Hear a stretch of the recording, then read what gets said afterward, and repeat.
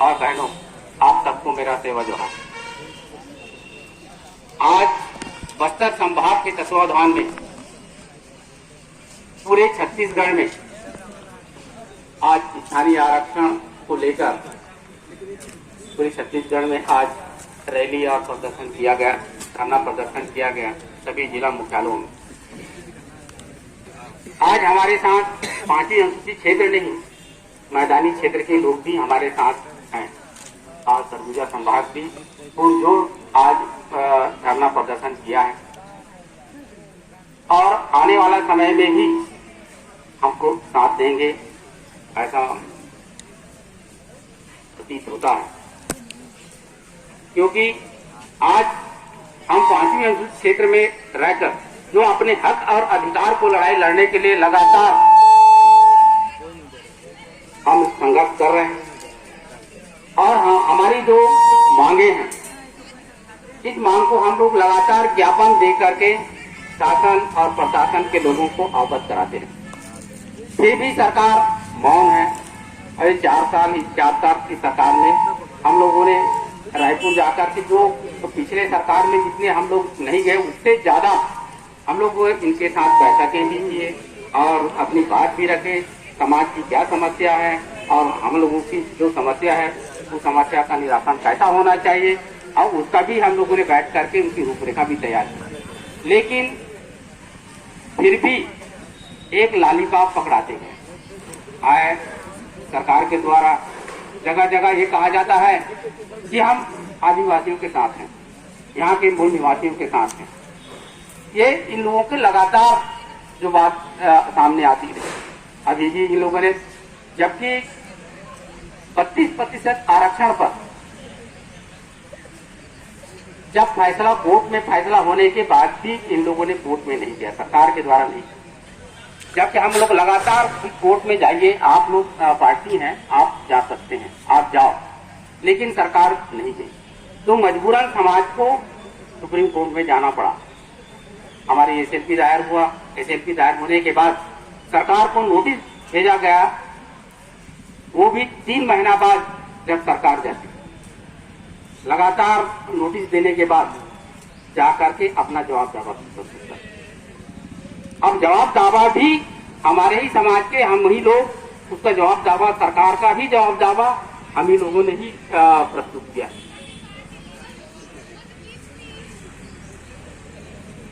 अब सरकार के पास ऐसा कोई तर्क नहीं है जो हाई कोर्ट में भी रख सके या सुप्रीम कोर्ट में भी रख सके। तो हम लोगों से ही सलाह मशवरा करते रहे कि हम इसमें क्या जवाब दावा कर सकते हैं। तो ऐसा सरकार पर हम क्या उम्मीद रख सकते हैं कि कोर्ट में जाने के बाद क्या हमारे पक्ष में लड़ सकते हैं? कहीं ऐसा नहीं लड़। बड़े बड़े नामी वकील तो रखते। जब ये देखा गया कि ये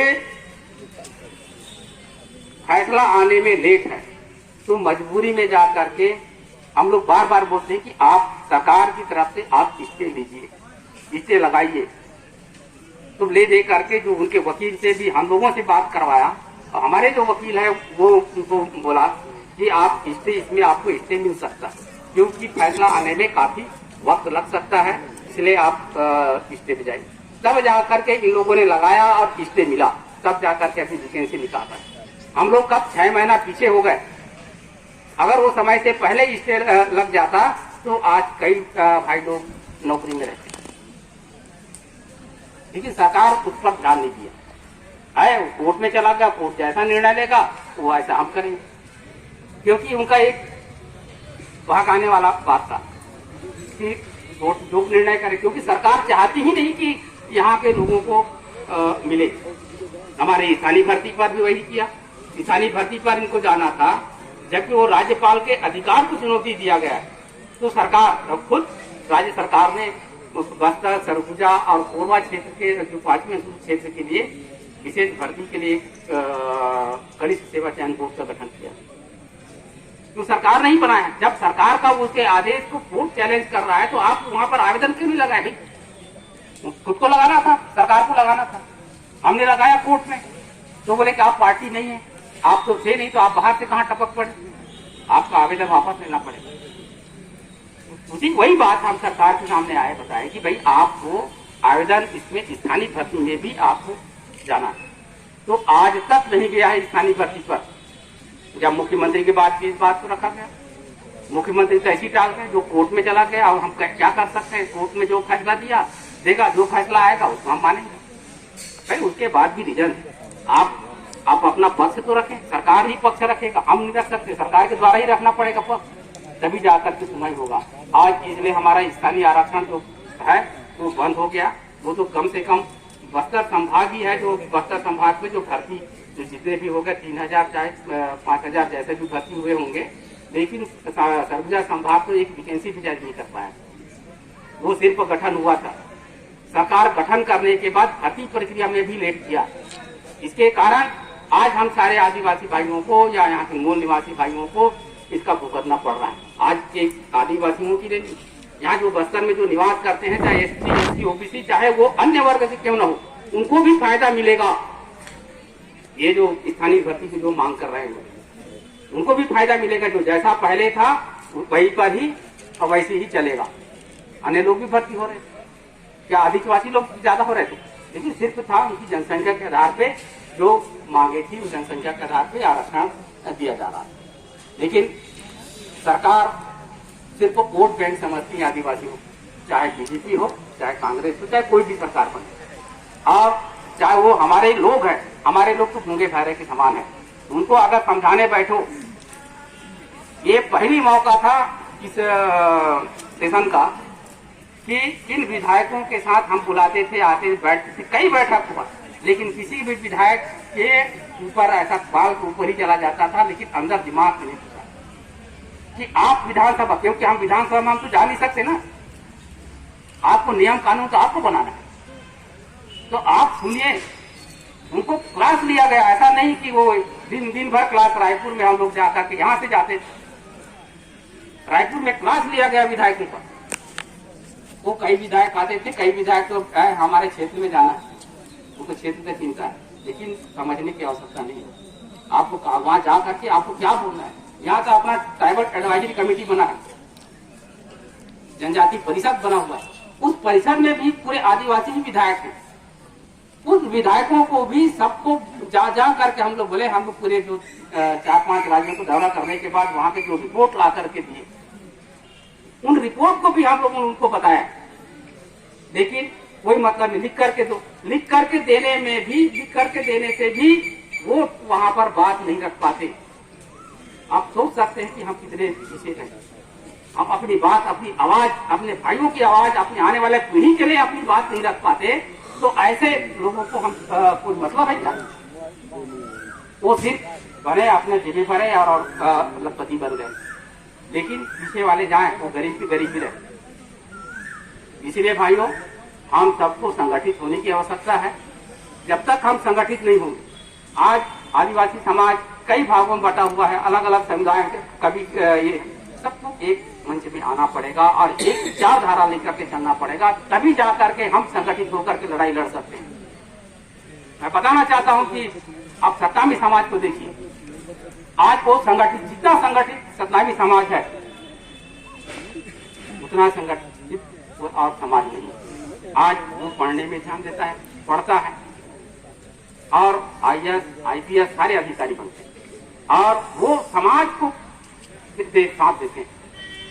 लेकिन हमारे आदिवासी जो समाज के जो अधिकारी बन गए, वो तो आदिवासियों का ही जो गरीब है, वो गरीब को और शोषण करता है, चाहे वो गांव का क्यों ना।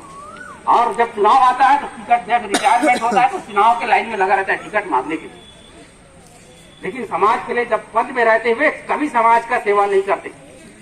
इन लोग सब जैसी रिटायरमेंट के समय आता है तो BSR ले लेते हैं और वो चुनाव के लिए तैयारी करते हैं। हमारे लोगों को ठग करके वो चुनाव बांटे, पैसा बांटेंगे, चुनाव जीत जाएंगे। चुनाव में आने के, जीत के आने के बाद देख लीजिएगा कई जो IAS, IPS जो अधिकारी थे, विधायक भी बने, नौकरी करने वाले, कौन सेवा कर रहा है?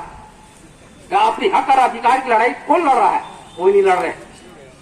इस बात को आप सबको ध्यान देना पड़ेगा, क्योंकि आने वाला समय और संघर्षमय होने वाला है।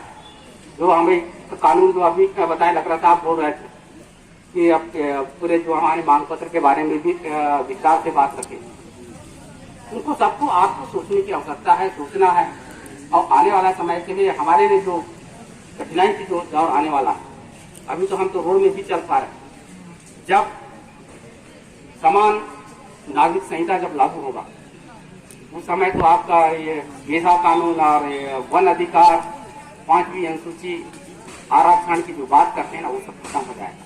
आप कहीं नहीं रहेंगे, सबको समान नागरिकता के दृष्टिकोण से देखा जाएगा और हम पीछे चले जाएंगे। वही स्थिति आने वाला है जो पहले आते थे, जो हमारे पूर्वजों ने लड़ करके जो लगातार लड़ाई लड़े हमारे पूर्वज, और आज हम इस स्थिति में बैठ भी पा रहे हैं, हम यहाँ पर आवाज दिखा रहे हैं, चिल्ला भी रहे हैं, रोड में जाकर के आवाज भी लगा रहे हैं, वो स्थिति भी समाप्त होने वाली है। भाइयों, इस बात को आप लोगों को मनन करने की आवश्यकता है, सोचने की आवश्यकता है, सबको जानने की आवश्यकता है। आप लोग पढ़िए, संविधान को पढ़िए, जो अधिकार, हक, लड़ाई जो दिया गया है, आप जब तक नहीं पढ़ेंगे तब तक आप बोल नहीं सकते। इसलिए आपको संविधान को भी बारे में जानना है, पेशा कानून के जानना है, वन अधिकार के बारे में जानना है, अपने हक अधिकार के बारे में जानना पड़ेगा। जब ये सरकार जब पेशा कानून जो बनाया, मैं पेशा कानून में जो ज्यादा समय ना लगे 2 मिनट की बात करता हूँ।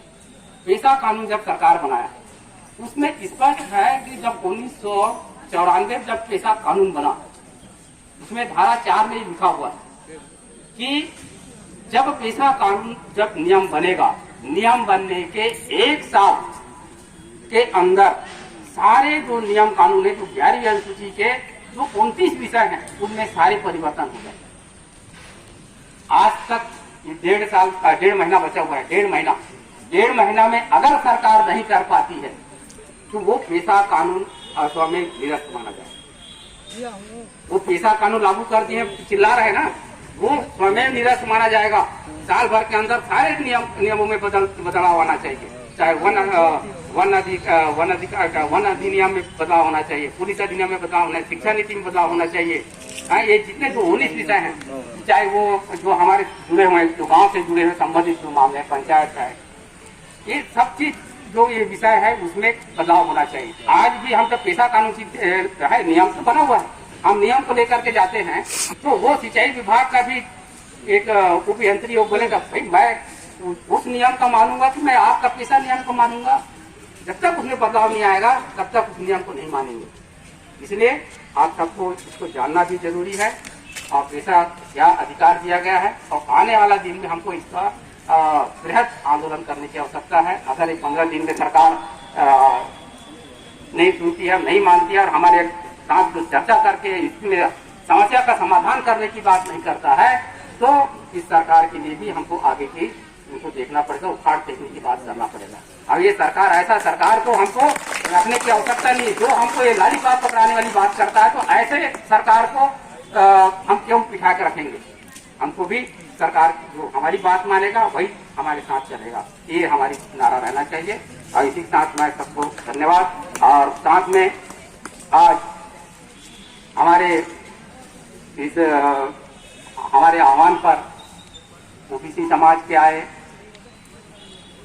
और एससी समाज के भाई बहनों आए, और साथ ही मैं कर्मचारी संगठन, छात्र संगठन और युवा संगठन, मैं सारे को मैं धन्यवाद देता हूं, और साथ साथ हमारे पत्रकार बंधुओं और पुलिस प्रशासन को भी मैं धन्यवाद देता हूं। साथ ही मैं ये कहता हूं कि कभी भी आवेश में आकर के हमारा रैली प्रदर्शन ना करें।